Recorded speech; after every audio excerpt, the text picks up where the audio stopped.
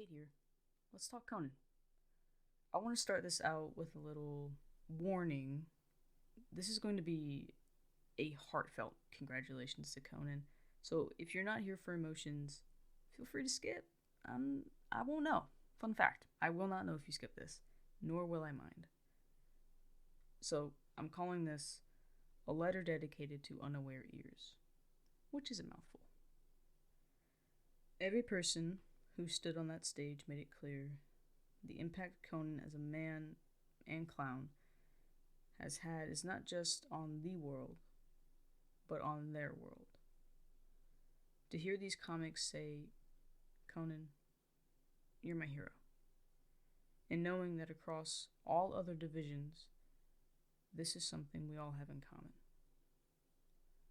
There's a special and specific feeling when you get the chance to tell someone to their face just how much they mean to you, and what a privilege it is to be so loud. Both sides on the coin of appreciation are worth calling. And I hope that anyone who watched the special felt that coin. Anyone who has Conan in their hearts by choice or force of habit.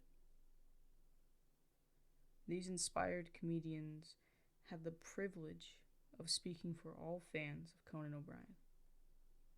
Nikki, John, Camille, I'm using first names because I know them so well, all had a heartfelt thank you, each providing an insight of what it means to be inspired and how far we can get. A rare character stuck in a weird body, just trying to get the laugh as he dreamed big. An escape for young, old, and demented minds. The pleasure of silliness with the vibrance of kindness and a hint of neediness. The last of the greats, before me, of course. The most deserving man, the smartest idiot. Congrats to Conan. Thank you for being a hero. The only one who never let anyone down. I would be lying if I said I didn't almost tear up once or twice while watching this. And if I had to expose myself in complete honesty, those last 10 minutes are what got me the most. Will Forte, he struck again. Pure gold. There's something about comedy that can be more impactful than drama. And I think it's because we let our guards down. The human spirit shines so beautifully while laughing. I mean, think about all the times that you're with your friends and your family, and you look over and your friend's laughing, your mom's laughing, your dad's laughing, and it just clears. Whatever sense of darkness or sadness that may have been surrounding you just disappears. Knowing that someone you love, or hell, maybe someone you don't even know is laughing at your joke, and that feels 10 times better. Sneaking in meaning between jokes, weaving the basket of empathy around us. Humor is a glue. And I genuinely think that we hear better when we're laughing. The closing remarks about Twain remind us not just what Conan stands for, but remind us that we all have a power. We have the power to see other worlds, perspectives, and what I find most important, minds. We're reminded to punch up or at ourselves and to never go down, to empathize with the weak. A lot of people would claim Conan's 30 years of work found itself apolitical, never picking a side and riffing on whoever so long as the joke isn't cheap.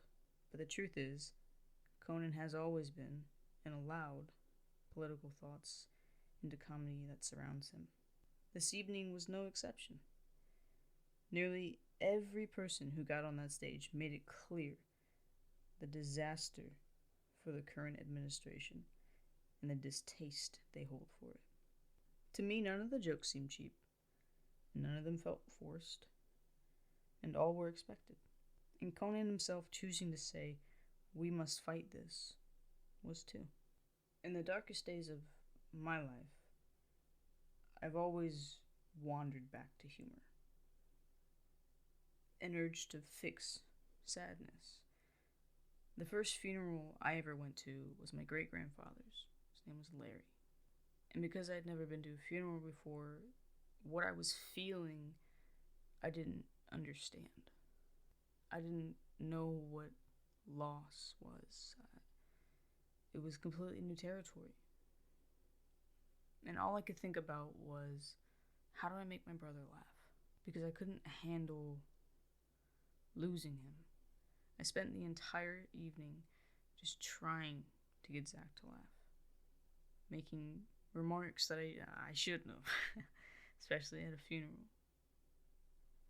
But just trying to bridge sadness with something. I think many of the comedians that stood on that stage tonight share that. The urge to fix sadness. It's no secret that a majority of comedians are sad. They suffer from depression and anxiety. They're not special. They're not different. They suffer just as much as everybody else. And comedy in that way is something that anybody can obtain. Comedy isn't something that you're born into. It's not something that you can't elaborate on. It's not something that can't be learned. But it is something that when you have the right person, it can just be truly beautiful. And these types of people, the ones that got on the stage, and Conan himself, these are the types of people that you'd want at your great-grandfather's funeral. A distraction to the outside world. But I can guarantee that in the midst of all the laughing and the jokes, they're also going to be celebrating a life. It's a beautiful and important thing in comedy to understand that not everything we joke about is good. Not everything is bad. But we have to build that bridge. And this entire night felt like they were building that bridge. Patriotism is supporting your country all the time and your government when it deserves it. A quote so devastatingly relevant today. It's no secret that Trump took over the Kennedy Center and made himself the most important person in the Kennedy Center because that's what he does. And for a bit, people were upset with Conan's choice to go and accept that reward, especially because it was under Trump's name.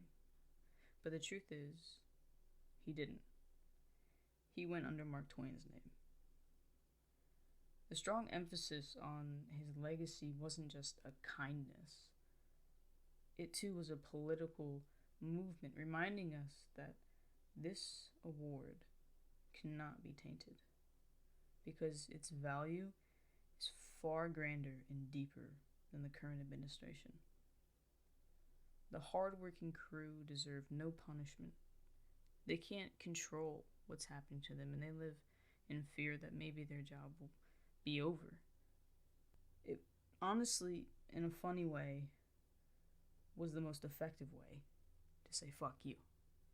A room full of the greatest contemporary comedic minds, people with quick wit, intelligence, and potentially an ego, all coming together not only to bark at what's happening, but to do so while complimenting and shitting on their hero or great friend. Chain myself to the tree of Conan. A line that stood out in Milani's speech. To follow someone through thick and thin. You're that guy. The importance from Nikki Glaser. I'm so happy this life was yours. From Adam Sandler.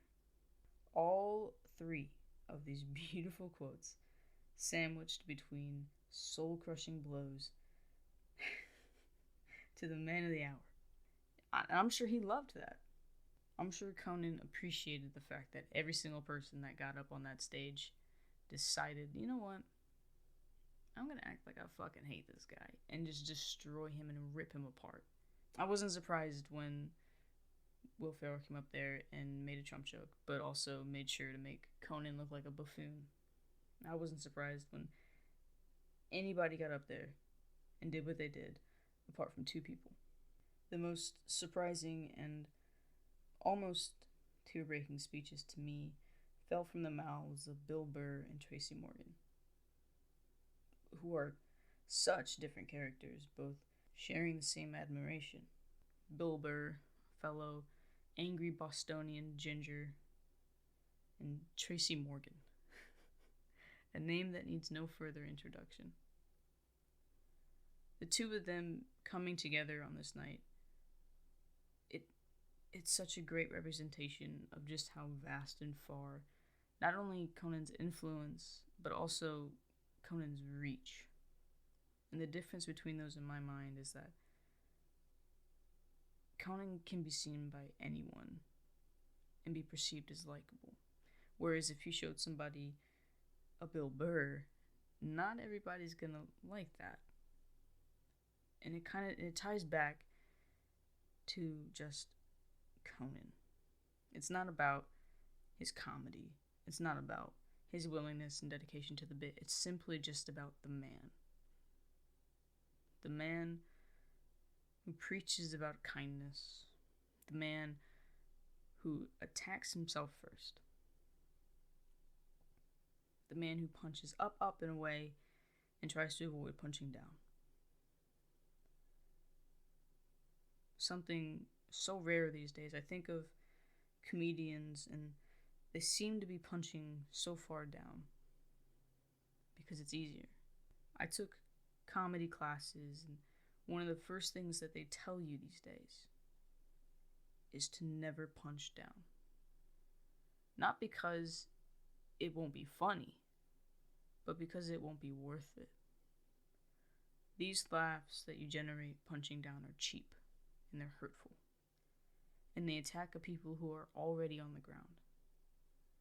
But if you're willing to take a step back and punch at yourself, or punch at others, and you learn how to make not just a good joke, but a compelling and relatable one, that's when you really become a star. And it's something that Conan has seemingly done from the get-go. It's always been hit me. I won't hit back, just hit me. Something that is brought up by Bill Burr is how Conan seemed to have mastered the skill of quietly leading people along.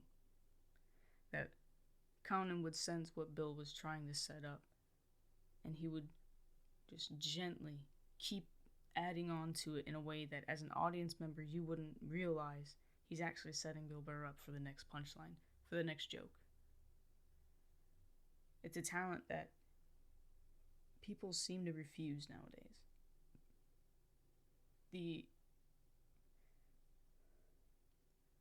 Another thing that Bill Burr mentioned was Conan's ability to appreciate people who are potentially funnier than him. Another element that people seem to disregard in the modern comedy world, the fear that you're not the funniest in the room. Something that maybe you relate to. Maybe I relate to. I'm not going to play my cards to you. I'm not going to tell you what I think. But it's an important distinction in why Conan has that reach. And of course, naturally, these two heartfelt speeches done by Bill Burr and Tracy Morgan. In between them is Sarah Silverman giving literally everybody Conan's mouth vagina to play with. Further evidence of whether this was intentional or not, what I call the Conan dichotomy. Weaving the seriousness into the silliness. Making people that you thought would be cutthroat or ridiculous into the softest, most gentle individuals. Conan closed this evening with a heartfelt motion of how important it felt getting the award from Letterman. He takes time to paint a picture that many people can relate to.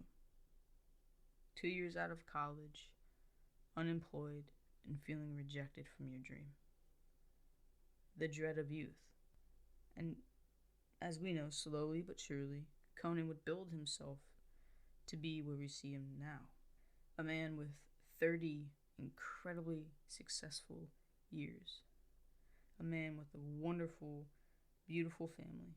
A man with many, many friends. And today we watch the man he heralded, his hero, handing him a long overdue reward for a long, preposterous, prosperous lifetime. Currently myself 1 year out of college, having no clue how to achieve my goals. If in 30 years I'm awarded in any way, I hope I too get to say, he's still alive. I had fun.